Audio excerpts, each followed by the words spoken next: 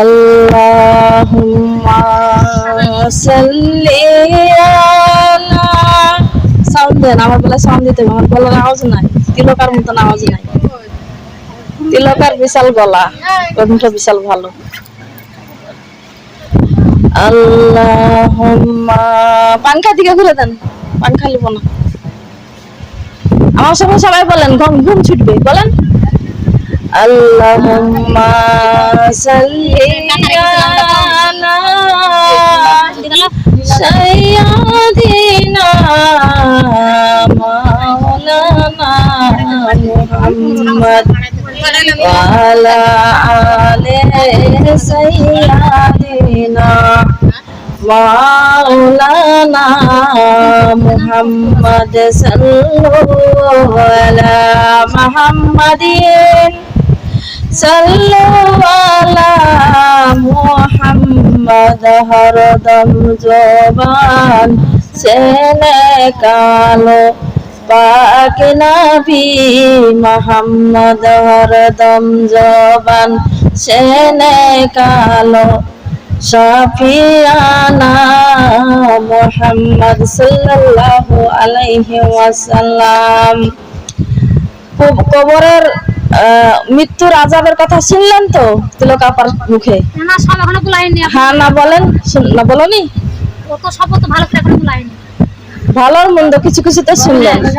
নামাজ যদি না পড়েন আর পর্দা যদি না করেন, স্বামীর সেবা যদি না করেন, এক মাসের রোজা যদি না করেন, এই কাজগুলা যদি চারটা ফরজ যদি আদায় না করেন, তাহলে পরে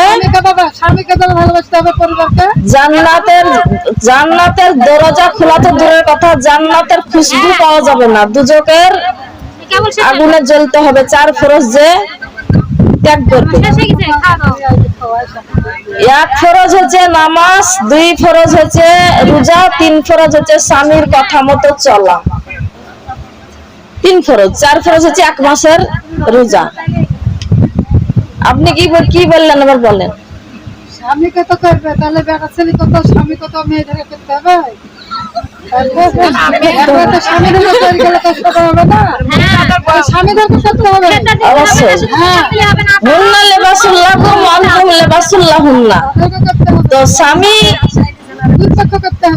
স্বামীর সেবা করতে হবে, স্বামীকে স্ত্রীর সেবা করতে হবে। সেবা মানে স্বামী স্ত্রীর কথাও শুনতে হবে, আমি জানি সেটা। ওয়াসিরি হুন্না বিল মারুফ, মেয়েদেরকে যেমন করে ভালোবাসার দরকার তেমনি করে ভালোবাসতে বলছে স্বামীদেরকে। যদি কোনো দোষ করে তাদেরকে ফুসলে বলো। চাঁদের যেমন দাগ আছে তেমনি মেয়েদেরও মনের মধ্যে মানে আছে, দোষ আছে, অন্তরে দোষ আছে। সাদা সুদা নাই মানুষ, ফলেও তো পোকা থাকতে পারে, তেমনি মেয়েদেরও দোষ থাকতেই পারে। পুরুষদেরকে বলা হয় যে তোমরা বাড়িতে তালিম দাও, মেয়েদেরকে বুঝাও, বেপথে চলছে তোমরা বুঝাও, ভালো করে বুঝাও। দেখো মায়ের ঘর থেকে স্বামীর ঘর আসলে আমার মা বাপকে ভালোবাসো, আমাকে আমার সেবা যত্ন করো, সংসারের কাজ আদি করো, তুমি এরকম করছো কেন? ভালো করে বুঝাও। তাহলে ওই লাঠি মারো, কিল মারো এটা বলেন, লাঠি দিয়ে বাড়াও এটা বলেন কুরআন শরীফ। ওয়াসিরি হুন্না বিল মারুফ, মায়ের জাতকে তোমরা সম্মানের সাথে চলাফেরা করো। পুরুষদেরকে বলছে এটা।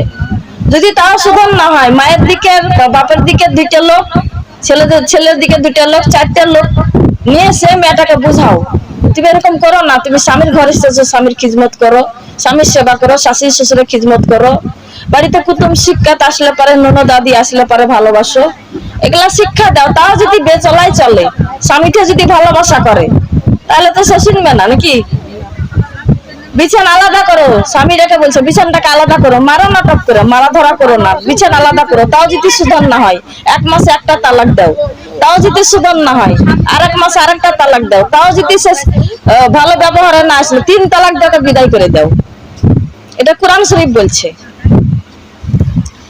ওয়াজ ধরেন আমরা 2টা বক্তা অনেকক্ষণ করলাম, কবর আযাবের কথা বলেনি। খারাপ মানুষের আযাব, খারাপদের কি হবে?